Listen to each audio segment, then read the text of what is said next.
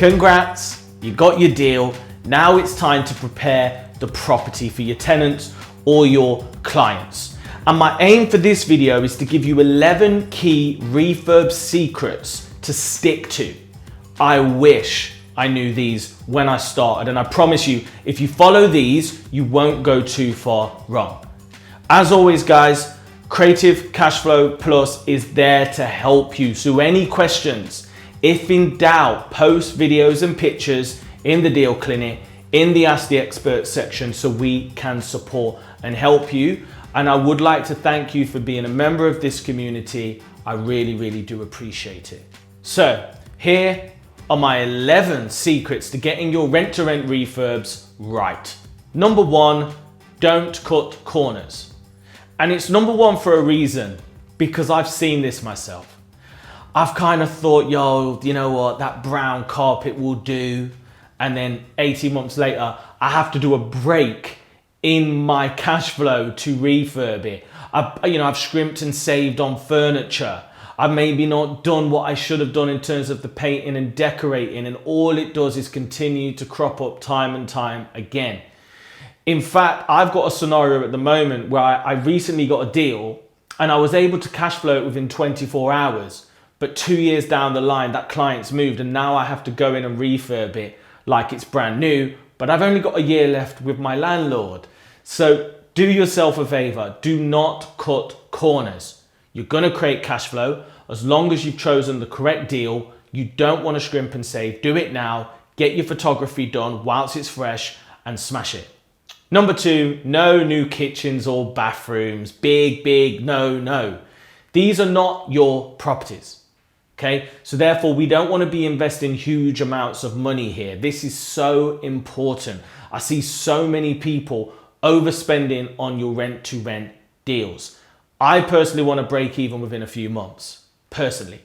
So no new kitchens, no new bathrooms. However, I have had scenarios where the landlords had a budget for these things. So I have managed it for them, okay? And I have put new kitchens and bathrooms in, but I'm not paying. Number three, set a budget and stick to it. And the budget you set needs to be in line with your target demographic of client.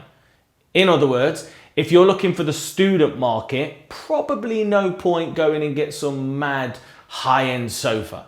Vice versa. If you're looking for a really high-end luxury service accommodation guest, your Argos furniture may not cut it. So stick to a budget, write it down and stick to it. Number four, this is not a solo sport. You're working with the landlord. So make sure that you work with the landlord to get the property ready. And I have two sort of rules with this. I never do works to the property that the landlord would need to do for any other tenant, okay? And I never ask the landlord to do things that they wouldn't need to do. And it kind of just gives this great sort of give and take and balance. And I'll always say to the landlord, did you plan on doing anything to the property? And I'll let them tell me what they think's wrong with their property, and then I'll work with them to do it, rather than me going around and saying this needs to happen, that needs to happen, this needs to happen, because you will lose rapport and you potentially might lose the deal. Number five, photo shoots are everything, and you'll only get one shot to capture the property in its finest condition just after you're freshen up. So make sure you go the extra mile. Don't rush it. Take your time. Get rid of wires, okay? Get rid of your Starbucks coffee cup that's in the back of the shot. Make sure you really pay attention to detail. And a top hack is, if you haven't got a huge budget, go and buy additional dressings, keep the receipt, put them in the property for the photo shoot, and then take them back and get your money back, okay? Smart. Number six, price compare once and then just rinse and repeat. So if this is your first deal, there's a good chance that you're going to need to do some research to find out who does what, who's the best quality, what the best prices are. But as soon as you've done that, which might take a few times, trial and error, just stick to them and rinse and repeat. What I've done in my business is I've got a pretty exact shopping list of where I get what and how much I pay. and then I hand that to team members to now do the shop so I don't have to. But it starts out with shopping around, looking at different carpet colors, different paint brands, different feature walls, different furniture brands. And then once you've compiled it, it's just a case of rinsing and repeating. Number 7, buy cheap, you buy twice. Cheaper isn't always better. So don't be afraid to invest a little bit more in the important things. If you're in SA, get decent sofa beds, get decent mattresses, invest in bedding. If you're in HMO, try and get furniture that's a bit more hard wearing, that's likely to stand the test of time. I've had scenarios here where I've cut corners, I've gone on Facebook Market and there's been, damages done quickly, or I've tried to get really cheap stuff and I'm just constantly replacing it.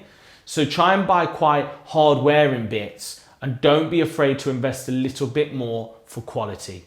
Number 8, watch your order of works. This means if you're replacing the carpets, get the carpets up to see what underlay you've got and if there's any loose floorboards. This means get your internet ordered early. You can't get a guest moving in tomorrow and say, oh, we need internet. So you need to make sure that you manage the order of works and you do things in the right order, which will take a bit of time to master. But once you've got the system down, you will be able to just bang these out in your sleep. So watch your order of works. Number 9, always test your plumbing and electric early. The amount of times I've had tenants move in and then found out, oh, the washing machine's leaking. Oh, this toilet seat just constantly drips. It's crazy. And what it does is it sets you back and it annoys your clients and guests and gives you a rocky start. So as soon as you get the keys, run the taps, flush the toilet, run the shower, run the washing machine, run the dishwasher, check plug sockets and lights and smoke alarms. So then if there's issues, you've still got time to resolve them. Number 10, and it's one of my personal favorites, key safe on the property. First thing I do every time. Why? Because what it means is I don't have to constantly go back to the property to let trades in, to let deliveries in, okay, to let people come in to quote jobs in. It's so time consuming. Now, if you're brand new, I do recommend being at the property as much as possible, but it's such a good idea, especially once you get momentum and you start systemizing your things. If you're doing SA, you'll eventually want 2 key safes, but for now, just bang one and let's keep it moving. And lastly, number 11, health and safety do come first, so please don't neglect them. We spend a lot of time talking about the cosmetics of these refurbs, not enough time on the health and safety stuff you have to do. So get educated in HMO legislation, SA legislation, and make sure you get those things done as soon as possible upon collection of the keys. Key tip, many of these will be the landlord's responsibility as they're the landlord, and it should be them that fund them, but you need to be educated so that you can actually do them on their behalf, because a lot of these landlords are going to want to be hands-free and they're not going to know this stuff. So I hope you found this video useful, okay? A lot of people feel like once they've got a deal, they've made it, but now is the time to knuckle down. Get the property turned around as quickly as possible. Get your dummy ads ready so that you're advertising the property, and let's get the photo shoot done and get this property cash flowing today, not in 25 years.